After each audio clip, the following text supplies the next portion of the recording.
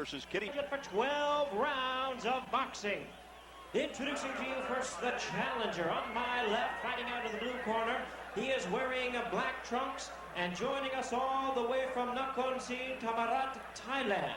He weighed in at a ready 104 pounds.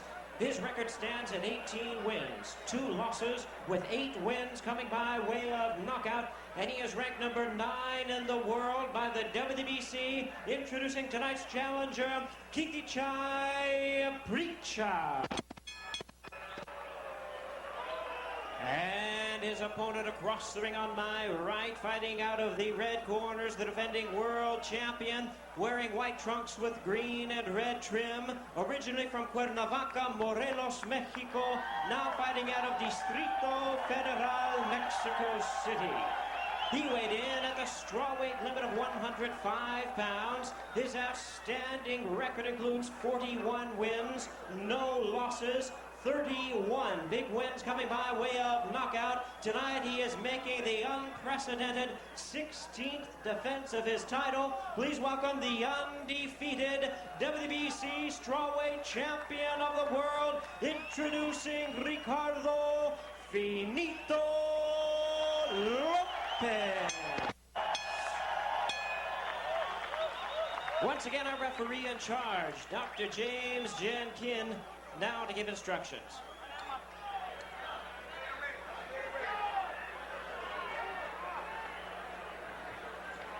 Okay, you tell these gentlemen high trunks. Low blow here, low blow here. Low blow here, trunks high, here. Okay, obey my commands. Let's go. Well, James Jenkin doesn't mince words as we get ready for the WBC Strawweight Championship. Although Lopez has never seen Preecha fight, he told us he knows he's strong, hits hard, saying all fighters from Thailand can take a punch. That is probably simply boxing diplomacy by Lopez. In reality, this apparently has the ingredients of a huge mismatch.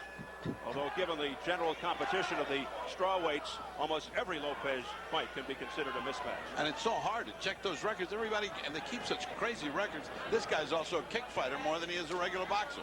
By the way, have you ever seen a boxer look younger than that? You wonder whether his mother knows what he's out to. Looks like he's cut class to come here, as you said earlier. Well, very, very difficult to authenticate Preecha. The interpreter said that Preecha was going to come straight out, try and stay on the inside and crowd Lopez. He certainly came out trying, but it doesn't look like he has any pop in his punches. Doesn't look like he could hurt Lopez even if he wanted to. Well, in our meeting with Preecha yesterday, he did not say one word, even in his native tongue. His translator did all the talking.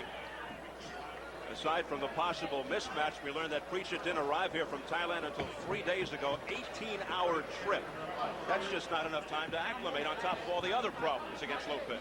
and against the finest fighter in the world right now. Well, what's left is for the audience to watch a master boxer in action and see what happens. Maybe Preecha gets lucky. You never know. And not to mention the fact it's over 120 degrees. I think it's dropping now. The sun is coming down. It's a merciful 100 some odd. Thank you.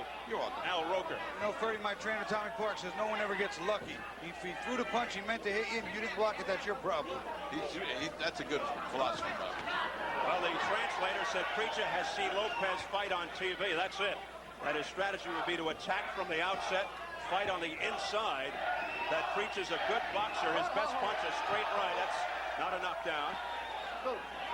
Well, he's certainly not scared of Lopez. He's in there battling. He's going right at him. Yeah, give the kid credit. They say his last 3 fights were KOs, talking about Preecha in the black trunks. He's 18-2, 8 knockouts. He has been down. As Ferdy pointed out, he has been a kickboxer, 30 kickboxing fights, 22-8. He actually participates in what's called Muay Thai, which is a no-holds-barred, very rugged version of kickboxing. You would think that anybody who participates in Muay Thai has to be tough, has to be able to take punches, elbows, knees, etc. And the kid has definitely has a fight face if you look at him, but he doesn't have any power with the right hand. Doesn't punch well like most kickboxers. They haven't been able to match the power. But Bobby, for being in that many tough things, his face is unmarked. I mean, has no marks on it at all. He's fighting on the inside, is Preecha, and of course the always elusive Ricardo Lopez able to spin away. Preecha going a little bit with the elbows there, getting the cautioning from the referee, Jenkins. He's a fine technician, is Lopez.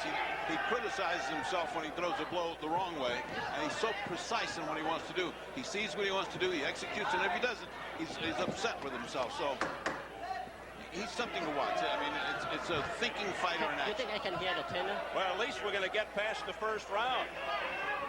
Now we're going to go into the blue corner, which houses Preecha and our translator, Samak Loenitna. We'll call him Sam for short. He'll help us out. Nothing happened. Nothing happened yet.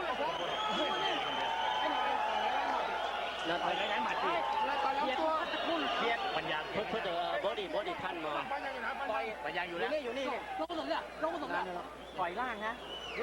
Yeah, just body punch more. Yeah, just body punch more 2-3 times. ต่อยบนมากบนมันหลวมออกไปเข้าใจไหม Then in the top too much. นะพักอย่าตื่นเต้นเจ็บค้างนี่เจ็บตั้งแต่ซ่อนค้างไว้เนี่ยได้เสียนะรู้เปล่า Yeah, ต่อยอย่างนี้ได้เสียนะ Body punch, body punch. More keep down, body punch. นะซ่อนเข้าแบบนี้ More body punch. They want more body punching from the corner of Kitichai Preecha. Lopez is ready to roll into round 2. If you watch Preecha's trainer, you almost didn't even need an interpreter. He was throwing body combinations and ripping uppercuts and hooks over the top. So he definitely wants him to be on the inside, not the tail end of Lopez's bomb. Universal language. Could have saved a lot of money on a translator. Yeah, but everybody was talking in that corner. I heard more voices. Man, that was a confusing corner.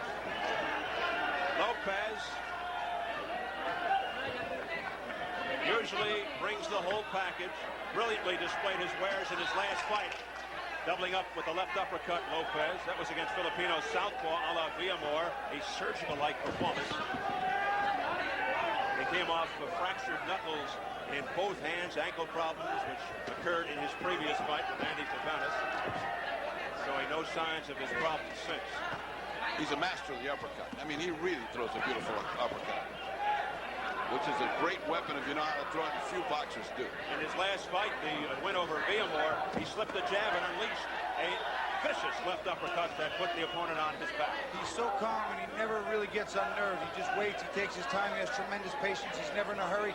He never lets anything shake him, and Lopez is just doing what he feels like doing when he feels like doing it. See that little momentary defense, and he just stepped aside just enough to miss all those. He barely had to block it with his gloves. It's just beautiful the way the balance of his legs and the way he moves.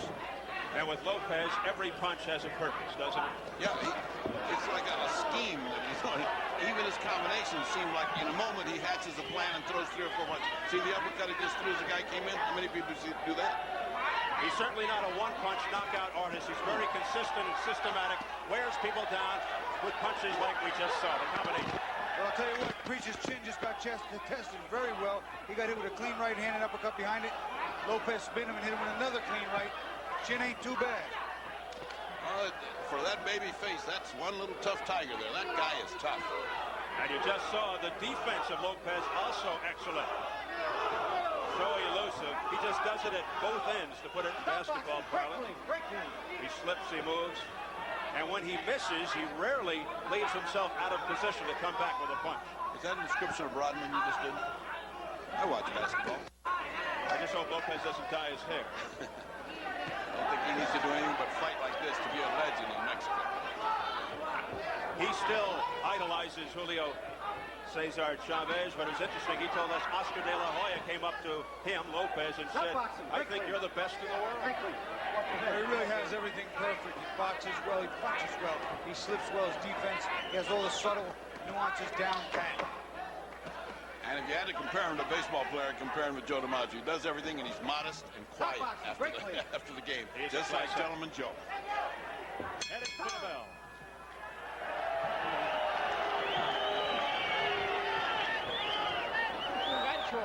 Izquierdo, liga de presión. Remata como estabas trabajando con Flachi, con el gancho.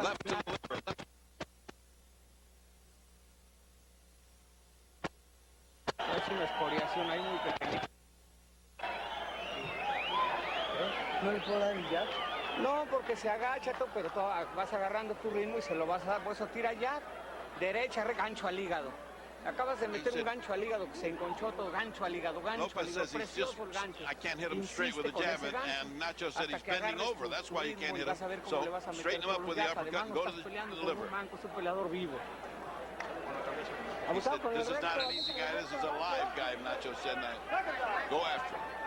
Look at the stance as Lopez is poised for round 3. Lopez graciously accepts instructions between rounds from Ignacio Beristain, who has trained several world champions, but Lopez for sure is his own man. Oftentimes Ignacio will ask Lopez if he agrees. Well, he is a student of the science, he really is. He studies films, he sees the great champions, and I don't think he can get anything from anybody. They can get something from him now. Oh, see, the first thing he did, too, he went to the body with the left hook, tried to take the right hand over the top, did Lopez. And right now, Preecha's showing to be a pretty durable young man. Not bad for a guy who just came over from Thailand a few days ago. Banging tough against one of the best in the world. Lopez, who has fought in the shadow of Julio Cesar Chavez for years in Mexico. And in all due modesty, he now says that people in Mexico, the fans, the media now consider him the best Mexican fighter today. I don't think there's anybody close to him. Look at this kid come on. I mean, he's fighting a gutty fight. He's coming on fighting a gutty fight. I like this kid. You know, he keeps kind of a tight defense, gets in like a little turtle shell kind of defense and jumps up out of here, winging and wild, but trying. Boy, he has no fear in his heart, I'll say that. Preecha reportedly 18-2 with 8 knockouts. And every once in a while, Bobby, he's getting clocked with right hands and uppercuts, and he takes them well. He has not been rattled yet. You know, you watch Lopez when he moves offensively and defensively. He's always on balance. Look at that. Oh, there he goes. There it is. Combination by Lopez. Always on balance, has the leverage. that's it. This kid is gone. He is out. Forget about it. Round 3, it's over. That's almost a parallel of the fight we saw before. Everything is going along nice, and all of a sudden this guy pulls the trigger. Bang, bang, bang. You see, that's just it. That's what's so wonderful about him. He takes his time. He has patience. He never rushes himself or gets overexcited. He works, he goes back to the corner. He listens, he digests it, he goes out and does exactly what he needs to do to clean up. And the moment that opportunity comes, he fires, Bobby. It's like a cannon. You just bang, off it goes, and that's it. And this kid was doing very well for himself. So, I mean, for all the oohs and ahs about a shaky record and just coming over, still, you got to give the little kid credit. Boy, he was not scared. He gave it all he had, and he lost to the best fighter in the world, so I don't think he's got too much to be ashamed of. He had a pretty good accounting of himself, despite the fact that most thought it was going to be a colossal mismatch. And now, Ricardo Lopez, with 16 of his 32 knockouts coming in 3 rounds or less. Ricardo Lopez continues his 6-year reign as WBC strawweight champ. 16th title defense, a belt he's worn since 1990. Continues to have the longest undefeated streak among champions, an imposing 42-0. He's one of the best I've ever seen to use a fighter's momentum coming in, timing him, and dropping him dead on one shot. Especially a little man like that with one punch power. As we take a look at some of the action. Here you see Lopez always got his hands up, working that right hand, that left uppercut. Look at that left uppercut. The leverage, the bounce we were just talking about. He delivered that left uppercut right down the pipe, set up with the right hand first. Here you see another look. His hand's always up once again. Throws a 1-2, steps under, bang. Right in between. I mean, he split those gloves perfectly. And I guarantee you, Preecha never saw it coming. He may need a Preecha. The question remains now, where does Lopez go in terms of career challenges and self-gratification and the recognition that he so richly deserves? That all remains to be seen. Let's get the official time from our ring announcer, Jimmy Lennon Jr. Ladies and gentlemen, we have the time of 1 minute 46 seconds in round number 3. Our referee in charge, Dr. James Jenkins, stops the contest. He's the winner by way of knockout and still undefeated, still the WBC strawweight champion of the world, Ricardo Finito